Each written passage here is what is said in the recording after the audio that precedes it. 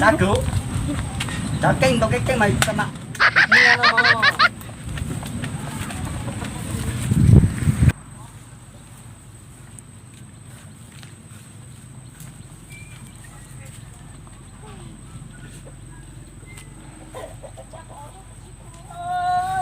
chẳng nó bấm rong nhát thế nè chúng nó tổng bấm rong tay đó thế là cá nổi mùi chả thế này chả là cây khó ta bố đi tôi kính ca lên cả xem nào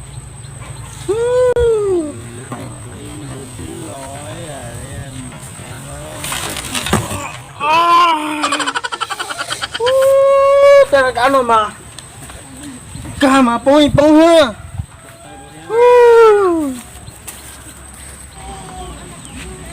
mầm lắm à con mình có cái chưa có được ăn chưa cái à cái ép ra nó nắp lóc cái nó bốc cái à tôi nắp lóc cái anh nó nhập lóc cái nào là nó tôi nắp lóc cái ô nó nắp lóc cái gì nè nó bốc cái gì chứ có một tô nó chứ anh tôi nắp lóc cái chứ cả cái chuyện gì nắp lóc cái liền hả cũng có còn nó tay tay hư tô nó sao cái ép mình nuôi cho có một tự ô nha tự ô nha chỉ nó có cho tay của bóng nha sao tự nhiên nó mình trầu theo bớt chỗ gì nhá bớt trong cổ thì nó tỏ nha cái lời lo giờ kia nói ô nói lo tỏ quay na kìa con muốn như tôi có được cái tặng có chỉ tôi nhưng rồi nó cái lời lên rồi nó tay lời rồi cho tôi muốn nó tay lời rồi rồi mình không có ông nó mà chặt cú thôi ô chú nhọc ông cũng trông mà nè chà có chơi đó chị giờ cá thằng nó có bóng nó tí na nó dành tàu muốn có thuộc ai chia ứng điểm nó chỉ dùng tao rồi tông nó rồi tí nó lên đó ô đi tay kia ô của lúc cái à chúng cho chạy nó bắn đi bắn cái cho chạy của tao cậu ôi của tao trên đâu mà rồi được ra kinh tế chỉ là nè con chỉ là nhá đâu có mà thôi có tiền có đâu mà tăng cho nó thôi thôi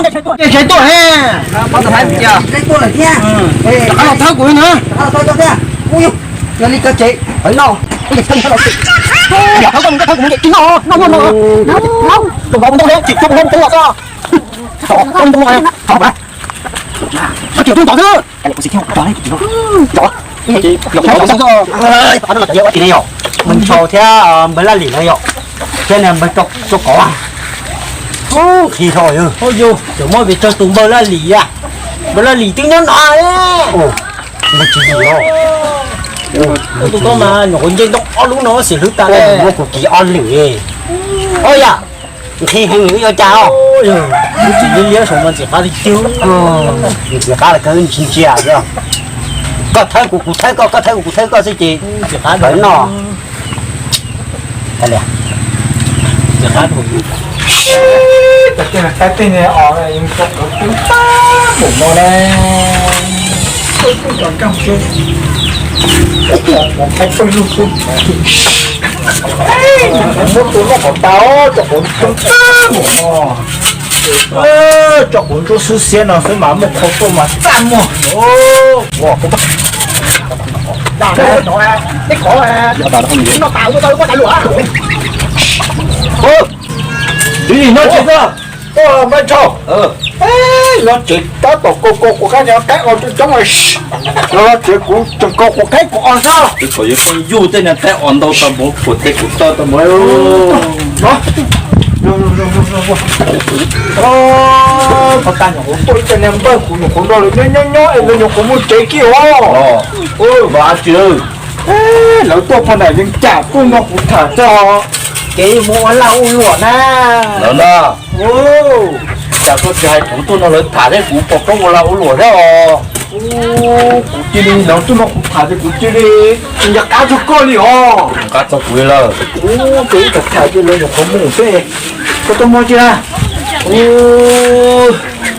tôi ăn được có chiếc thảo xí ra thảo cú thô ông nồi ông nồi thảo cú thì cái dụng nhiều giống gì à thảo cú thùng nhiều quá có một tô hú tô một tô cổ nó một tô cổ chỉ nè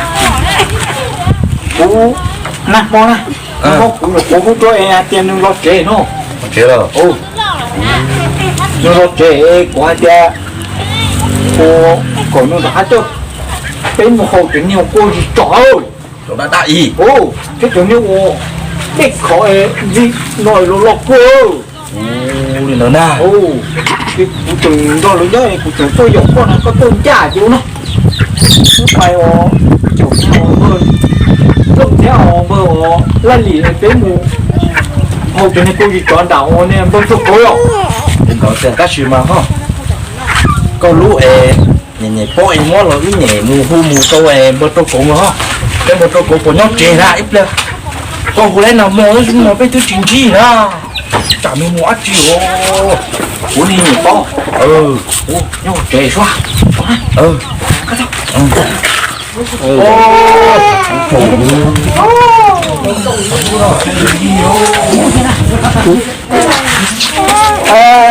nè nó chụp con về nhưng nó nằm trong cái là mua lão cả số có thể có con phù nào mà bạn đã tập tuổi rồi không làm đó nó từ một to ra xe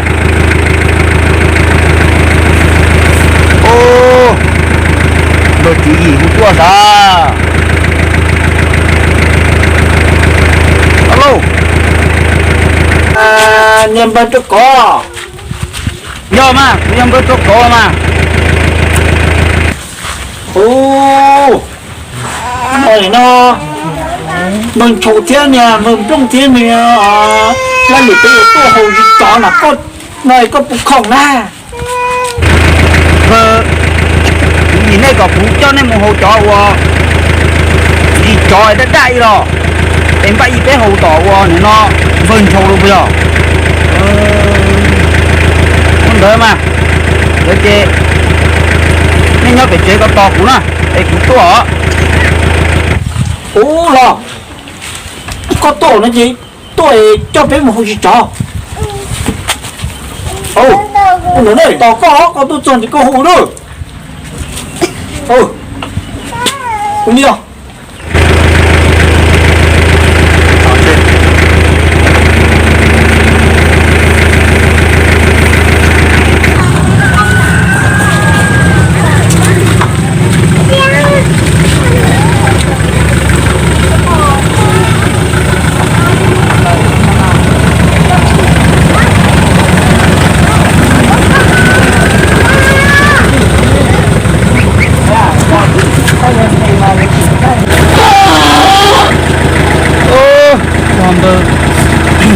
lấy giò thôi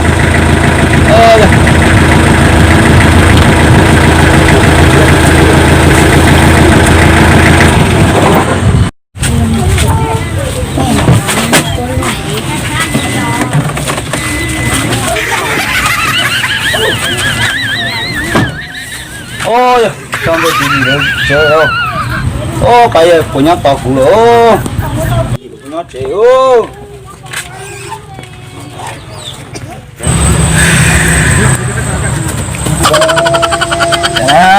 trời chỉ một chút tôm của tổ thằng to thế lúc trong vào nó chạy có chỉ con luôn á cái tôm va cái chế để nó mua sữa cho chứ hỏi cho cho nó sữa một hồi gì cho cho nó chứ à nó cho nên tôm này lúc khi này thì là tôm lúc khi đó thì cho tôm em gì cho món nó là thả cú tao cho cũng khi chỗ cũng kia rất tê khi cơ cho cho nên tụ hồn độc của vô có em móc quả sơ của cho cho nó trao của có hồn độc thì của đâu giữ một hộp số của cho quả hầu ra thâu tu tu tua thì ít biết chính của xí nó yo yo của mà của cho bố yo của của nó rồi là hầu nó xíu yo của Nó nào đó. Jadi kita cerita mana ya? Sudah ya kan? Dia punya kuat, dia pakai. Kita cerita mana ya? Di mana? Di pantai. Jangan di pantai dengan kamu.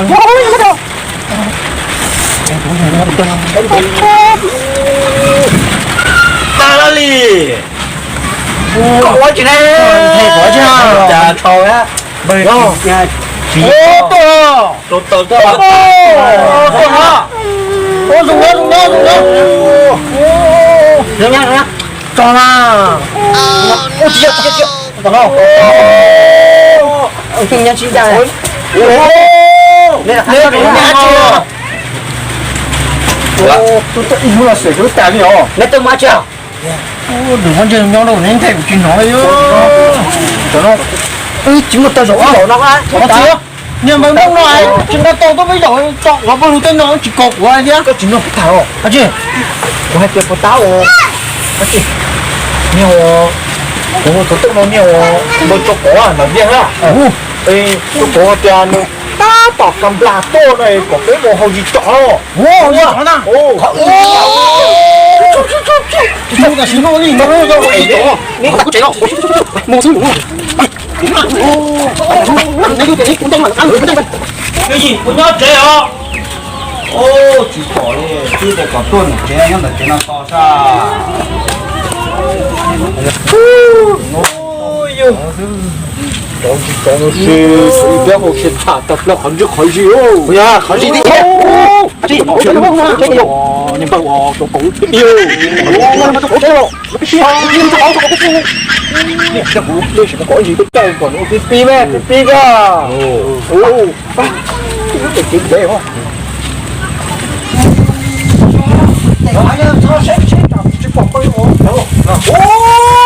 Con to rồi, đi vào trong cổ. Nó mới có cổ nào.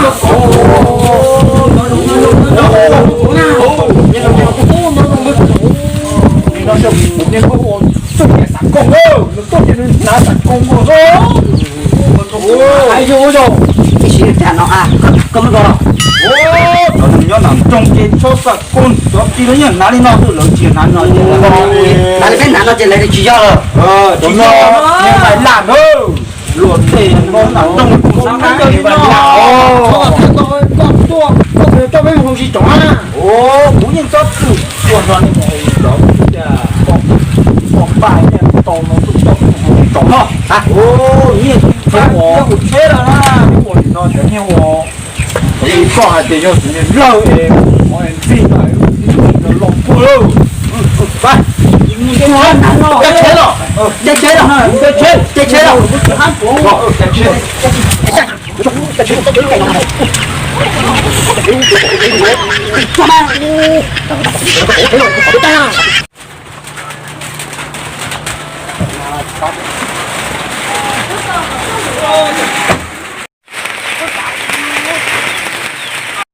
Ô, coi à, cái khẩu trung của con à, rồi có trong ấy, cái em hồi gì chó ấy. Ô, chả chỉ bỏ lò này nè, có lon chơi chơi nó sao? Ô,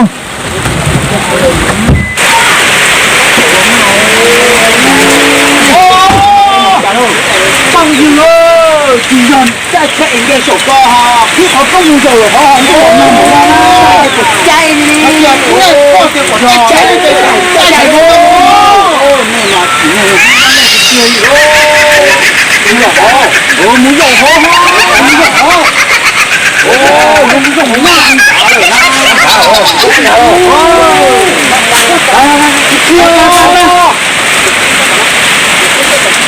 Gọi là một tao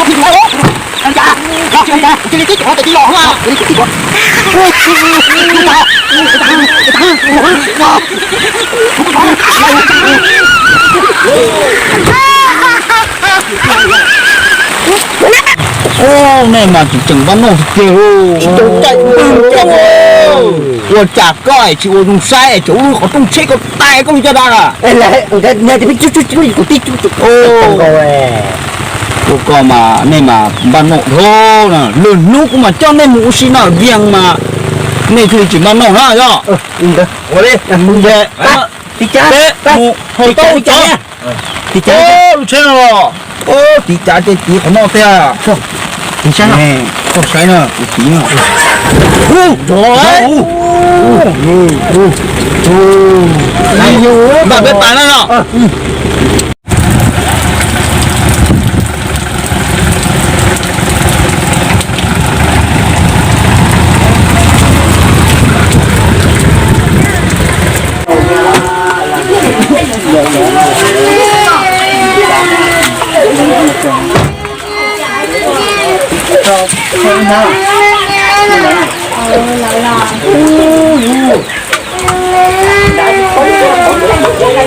mà con chẳng làm nào nói nè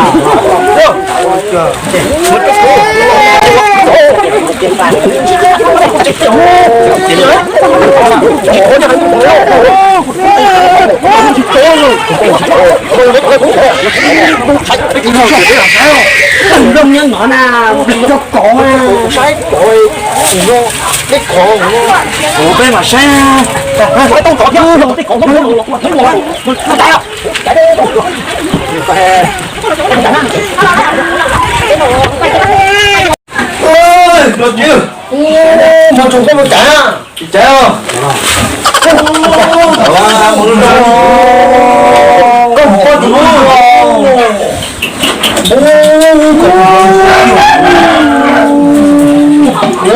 bấm đâu á bấm đâu là trùng cuốn nha ô à chị cho coi như họ chân cho cho nhiều họ cho một rau còn cho một rau tả thêm một rau tô hiểu không này một giờ tả một một rau là tôi ha nó không một rau rồi nè các món ăn khó rồi ha hiện cho tỏ nó cho phải chỉ muốn khó rồi chứ chỉ muốn nó tài chứ thế nên có cái con chó này to ta cũng chỉ to bỏ luôn đi cái hộp rau mà tộc cái tộc ăn rồi nó chán à ô mày không tao nhà nó chỉ hồ nó mày tao không tao họ nó mà to họ nó mà kia họ to nó nhá ô to á họ nó họ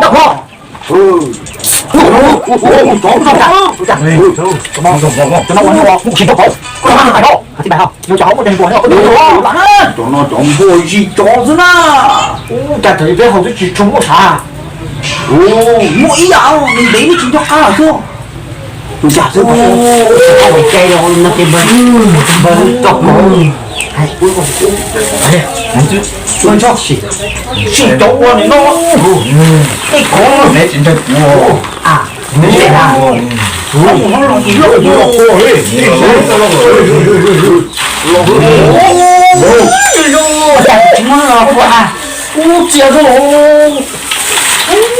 cho nó cũng tự nhiên hai cái dùng nó cũng có cái tự nhiên hơn của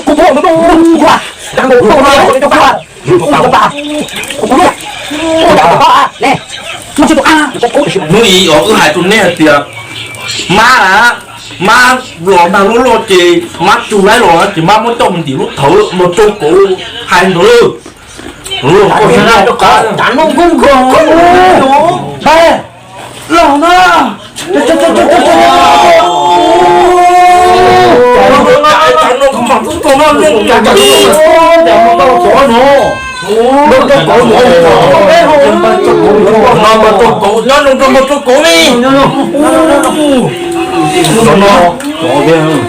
nó kêu hai lục rõ chả kìa tôi xóa rồi xóa bây giờ nào xóa tôi nói đây tôi nói cho chúng nó tôi nói đấy tôi nói gì là xóa nó là cô theo nó sai rồi nó tổ ấy người cái tổ tu lắm nào em má nó cầu tôi không khó được người khó hiểu chẳng có nó có sai tôi hai tuần đấy nó em mà tôi cổ tôi một mà cứ mất gì được gì được đấy nó qua đấy chúng nó chỉ được nó qua thấy không hai cái Chả dùng cho bà hay bố.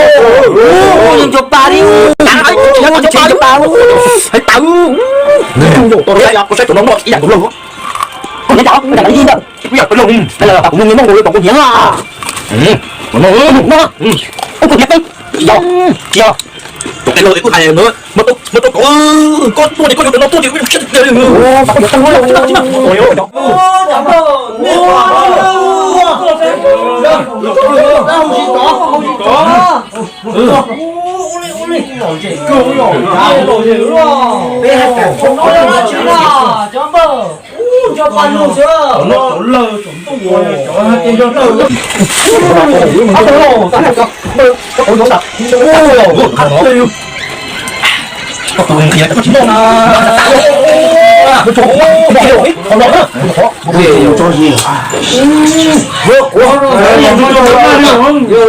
Mình sâu được cả liệt. Im liền đừng lo rồi.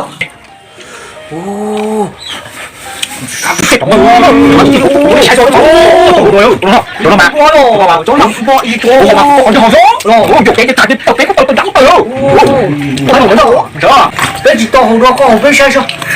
Ông bạn nó Cái gì còn to sai, nó sai. ồ khai rồi chẳng có chịu bỏ.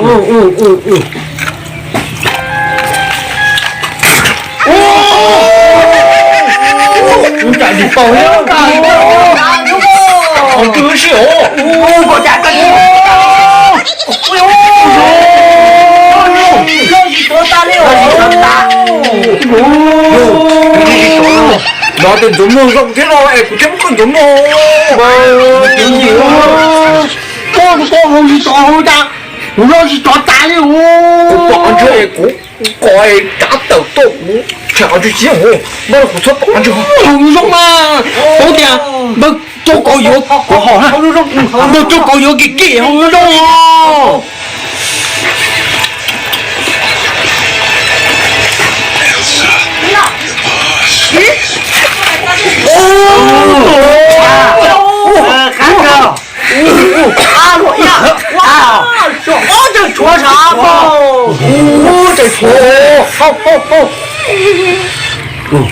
Ôi chà. Ôi chà bao ngọt chỉ giấc. Có chỉ muốn mà cho có gì không á. Mình rất hầu khó khỏe. Nhưng mà bố hỏi thiếu Lạ á, muốn bỏ dùng còn tôi mắng cả tôi tạo. Sợ thế Ôi rồi. mà dùng vô cái kỳ nó trực phong hết đi à. Nỉ giờ bằng đường là chả phải chọc cổ nó Nó à. có ai rồi. Cha.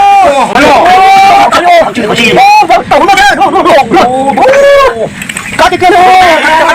Không đâu mà tao cái kia nó đồ tao nó nó nào trả gì đi. Có thả tiêu. Có là bị chừng lên bố. Chỗ cổ ta là dân trả tôi chỉ giờ họ À, cá đi chia luôn gì cho mơ chỗ cổ.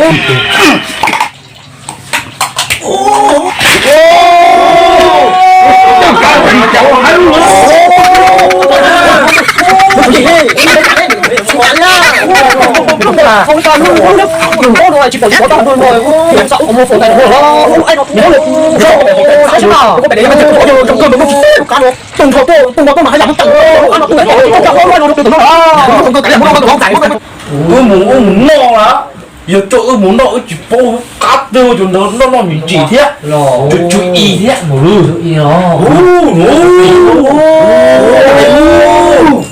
thế Quay qua lại lại ya ho. Lo thì cũng hay thì còn lo qua lại ya gì. Tôi nó bắn nó. yêu giờ tôi đi yêu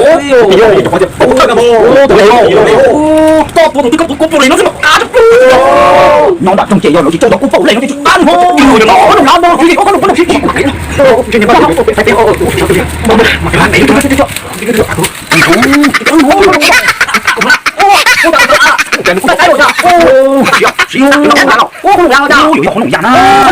Nên nó chỉ là tay cho uốn thì nó.